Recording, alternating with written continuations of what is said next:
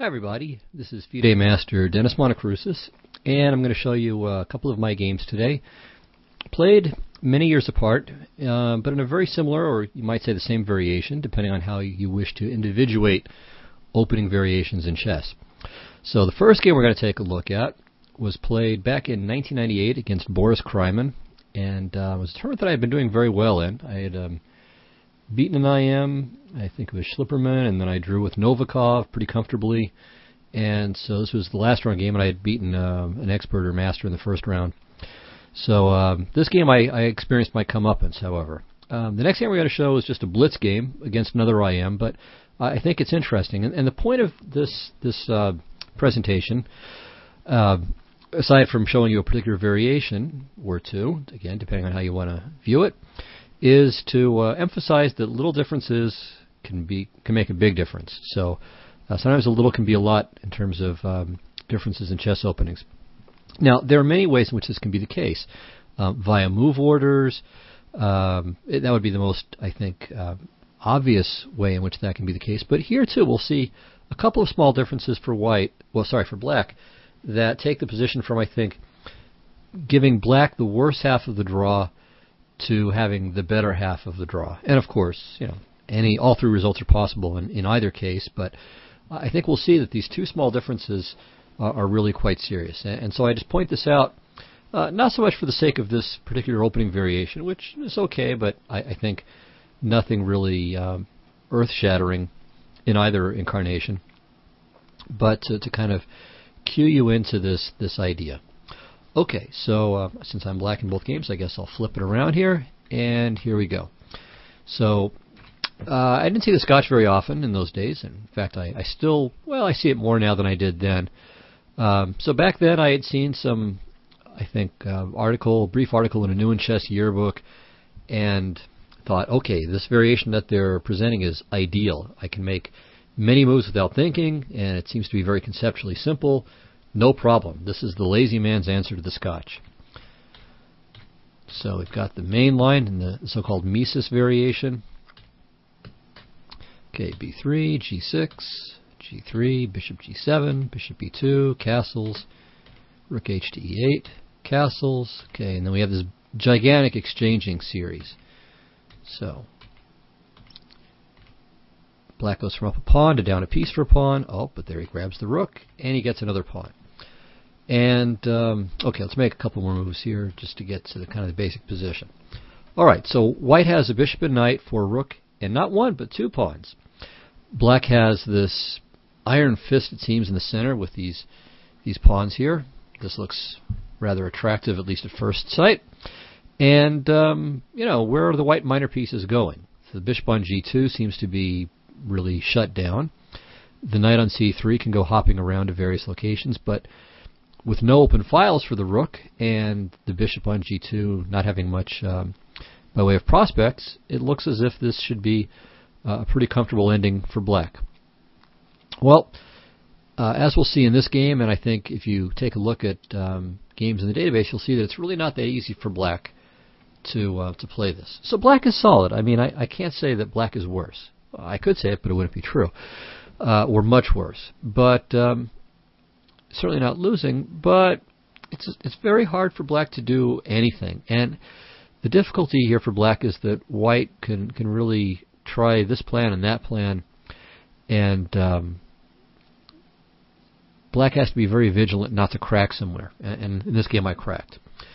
Okay, so I played king to b7. King to b8 is, I think, a more accurate move. King's not great on b8, but it avoids giving white a tempo by checking the king on b7 in some lines. So king to b7, knight a4. And now, of course, the knight's looking to go into c5, so I stopped it with d6. And this is very risky. It might be okay, but it's extremely risky. So it looks as natural as can be. It takes away c5 from the white knight. Well, what else is there for him to do now? But, well, actually, you might want, before I kind of clue you in, you might want to try to figure out why not knight a4, or why not d6, I mean. What can white do to try to cast some doubt on this approach? Anyway, a couple of other things that are okay, just to play rook d to e8. So doubling on the e-file, hoping to penetrate at some point, preventing his rook from going anywhere too exciting. So this is a reasonable way to play. Probably against this, white would play bishop to f3. I mean, this looks like a very natural move. And white wants to slowly but surely grab a little space for his pieces, maybe play king to g2, knight c5 check and knight to d3, or knight to b2 and knight to d3, depending on what else is going on.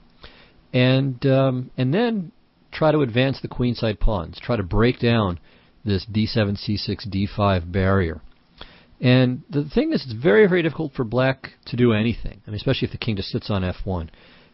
Maybe I can consider something like rook to f5, king g2, and then bringing the rook back to e5, but then he plays knight to c5 check and knight to d3, and he covers the back rank.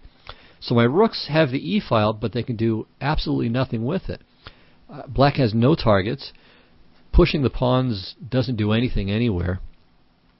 So black may be able to hold, but it's really not a lot of fun.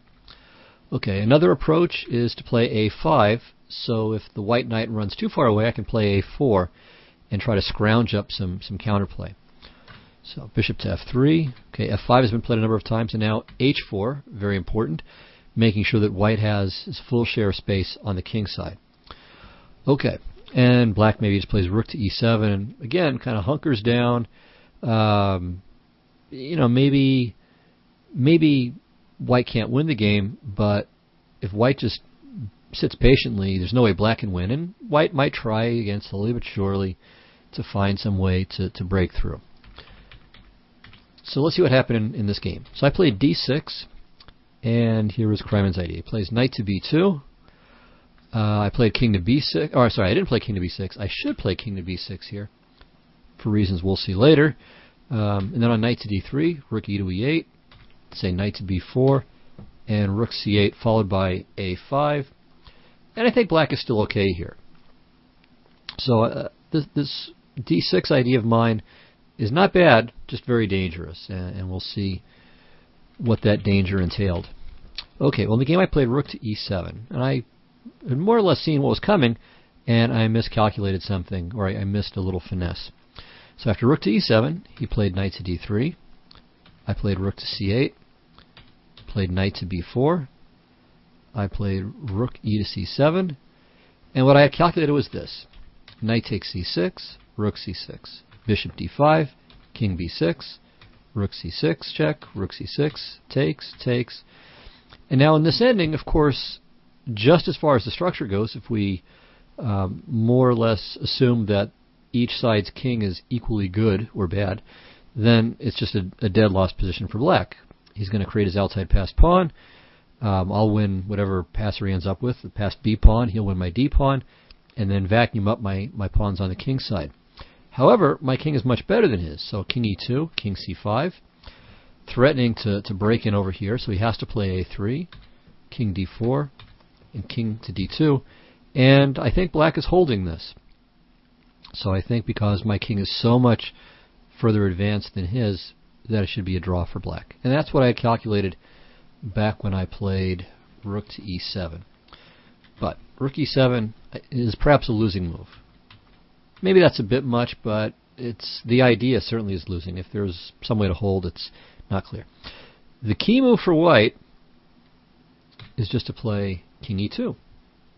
So I'm basically stuck. I can't really get out of this contraption on the queen side, this mechanism where he's going to take the pawns on c6 and d5. I mean, if I play king to b6, then he plays bishop takes d5. So it comes to the same kind of thing. So king b6, bishop d5, and if king to b5, then we take.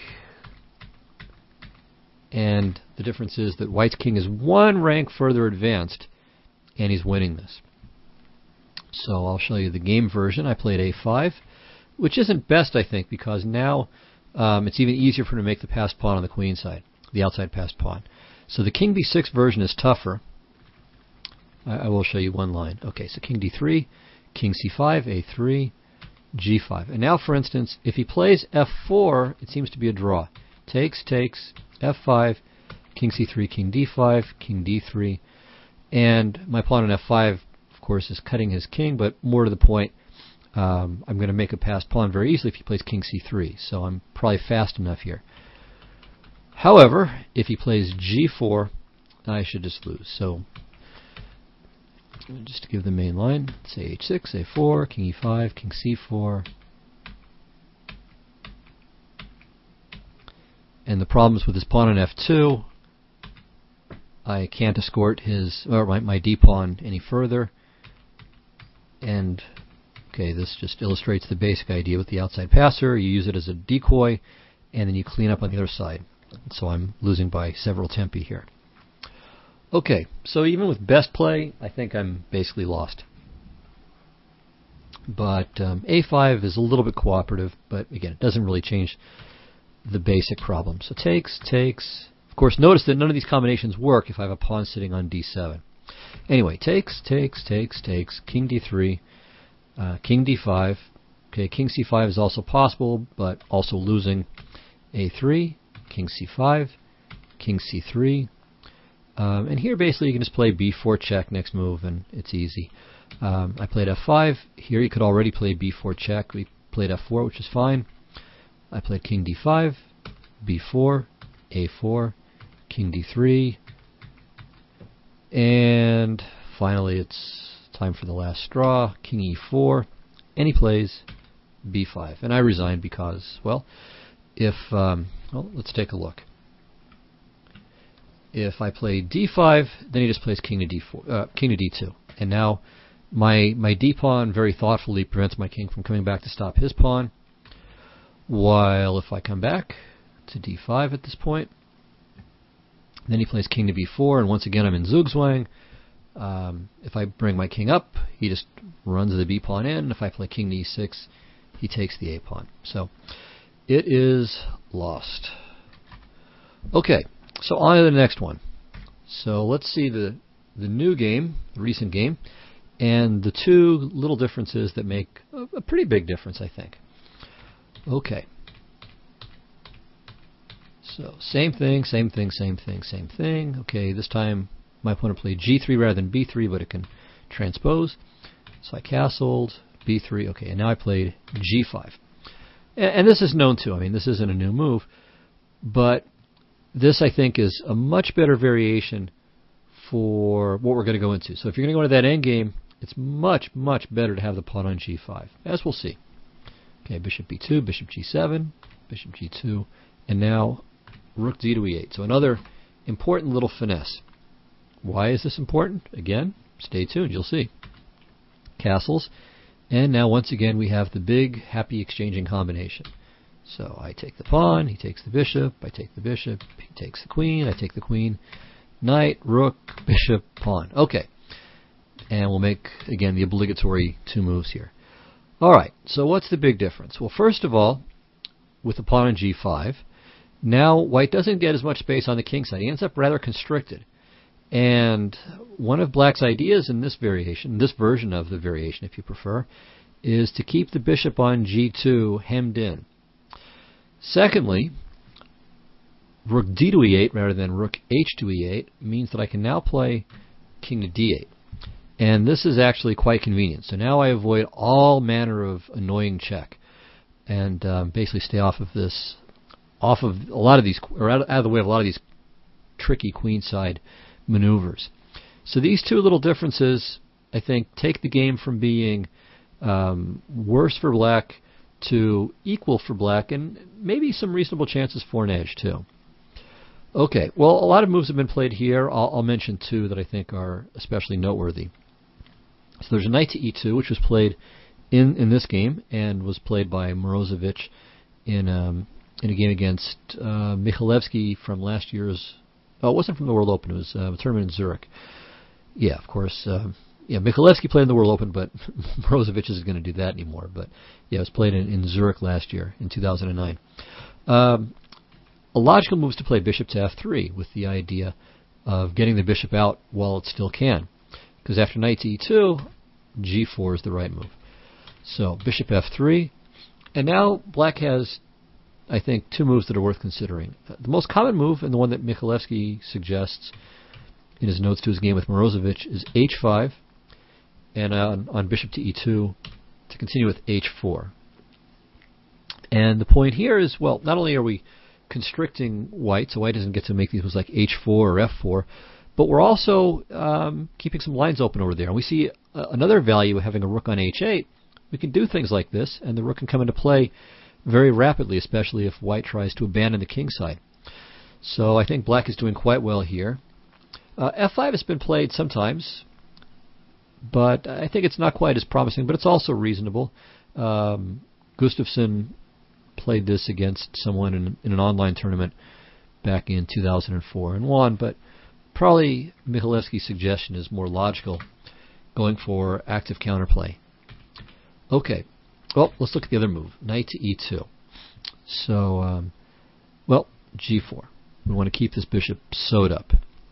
All right, now, in the Morozevich-Michalewski game, white played f3. Black played h5, of course. So if takes, takes, and black has the open h-file to use and can try to nail white down to that h-pawn. White played king to f2, rook h to e8, hitting the knight, rook c2. And here, Michalewski played kind of a semi-bluff, and a very interesting one. What he recommends here instead is a5 or rook to f5. So in both cases, trying to maintain pretty active play. One point of rook to f5 is that if knight f4, maybe black can play for a quick h4. Not right away, but that might be something that's on the agenda. Instead, he played king to c7, and Morozevich played h4, which wasn't so good. And in the game, black was actually quite a bit better. It ended up a draw, but I think Michalewski was winning at some point. But instead of h4, f4 was best. And then we have actually an endgame quite like the one I had in my game with Kryman. So rook e3, bishop takes d5, this again, rook e2, takes, takes, takes, takes. And, okay, it's very similar, but this time black has an extra d-pawn, which makes a difference. Still, white is better here, too. Michalewski analyzes this in great detail in Chess-Based Magazine 131, which you'll have if you have Mega 2010, I believe. But whether you have it or not, his conclusion is that, after a lot of analysis, that white is somewhat better in a queen ending, but probably black can hold. Anyway, as I said, this is based on kind of this bluff with king c7. He felt that Morozevich would avoid the endgame just because he couldn't get to the bottom of it. But rook f5 or a5 are the moves to play. Well, let me show you what happened in my game. So my opponent played knight to f4, which I guess is a novelty, but there aren't that many games in this line that it's so difficult to make new moves here. All right, well, I played the obvious move, rook h to e8, so if he plays knight to d3, I have rook e2. Okay, he played h3. Of course, I played h5. And here, probably he should play h4. So, it fixes my pawn on h5 as a bit of a weakness. On the other hand, I've more or less locked up his king side pretty well here. So, if the knight moves, I have rook to e2. The bishop has nowhere to go, really. And I can go for some play on the queen side with a5. So let's say f3, a4, takes, king e7, rook b1, rook a8. And I think black is a little bit better here. You know, I'm sure it's closer to a draw than anything, than a win, obviously, for black. But still, black can play. And now this block of three pawns is becoming less of a liability and may turn into just three connected passed pawns. Anyway, that's what would have been best. Instead, my opponent played knight to d3, and after rook to e2, I'm in, and he's in trouble. So a4, okay, played a5, fixing the pawn, especially useful in case we have some kind of race, where he goes for my kingside pawns, and I try to vacuum up the queen side. Okay, he plays knight to c5, and I play rook to b2. So, preparing to double on the second rank, and I'm of course eyeing his b3 pawn, preventing his knight from going anywhere. And he plays rook to e1, which it's understandable. He doesn't want me to double on the second. On the other hand, this exchange is favorable for me. Rule of thumb is when you have imbalanced material like this, you want to have more kinds of pieces. You want to keep as many different kinds of pieces as you can. So in other words, I only have one kind of piece, a rook. He has three, rook, bishop, and knight. So by doing this, I'm able to get rid of that, and now he only has the two kinds of pieces. The reason why is that, of course, when you have imbalanced material, very often the initiative becomes very important. And in situations where the initiative is important, you want to have as many, of course, active possibilities as you can. And the more pieces, the more they can operate very well together. And especially here, the bishop and knight really don't operate together at all very well. Okay, well, after this trade, I played king to c7, which is fine. d6 is even better, though, because there's no real threat here, because he loses his knight. So, okay, I played king c7, a little bit of unnecessary safety. Takes, bishop f1, d6, knight d3, rook takes b3, bishop e2, f5, king d2, rook a3, knight b2. And, you know, the remaining moves I thought for a little while, and I think I played it pretty accurately. So I played, of course, c5. So the threat he has is to play bishop to d3 and go for my pawns on the king side. So I could play something, safety-minded like king d7 and king e6, but I want to, of course, get these pawns rolling. And notice that, these guys here are a little bit of a liability. They're forkable. So let's make that happen. So c5, and now, of course, if bishop to d3, then c4 takes and c3 check. Okay, so that's quite simple. So he plays bishop to b5, which I had seen too, but again, I thought for a little bit here, what's the best way to handle this position? And again, I think I came up with the best way to finish. So I played c4, obvious move, knight to d1. But see, now the thing is, okay, c3 is no good. I can't play d4 because the c4 pawn would hang. And okay, I can take the a pawn, but then he plays bishop e6. And if I do nothing, he's playing knight to e3, and he's hitting the d pawn, the c4 pawn in case of d4, and the f5 pawn. But it's okay. King to b6, knight e3, king c5, knight f5, and d4. So activate your king in the ending. That's part of what makes an endgame an endgame, is that the king now becomes an asset rather than a liability most of the time. So now I've got my pawns just where they want to be. I'm ready to play rook to a2 and push the pawns some more. So here, my opponent resigned. Okay, well, I hope you found this useful, and maybe gave you a line to try against the Scotches as well. I certainly don't play this variation exclusively, but I think it's not a bad line to have in your bag of tricks, at least if you don't mind this ending. But you got to know something about this ending. So when I played this against Kryman, I basically knew nothing, and or close enough to nothing, and lost without putting up too much resistance there. He just needed to calculate a couple of things accurately, which he did, and down I went. This time, from some experience with both sides of the position, actually, now I had a better idea of what to do, and it shows that with those two little finesses, but very important ones. So playing g5, and then playing rook d to e8 with the idea of playing king to d8 in this position, I think black has reasonable chances in this ending.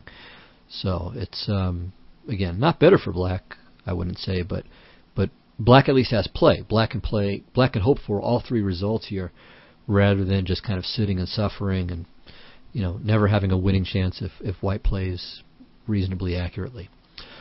Okay, so that'll go ahead and close it. Hope you enjoyed it, and I'll see you next time. Bye-bye.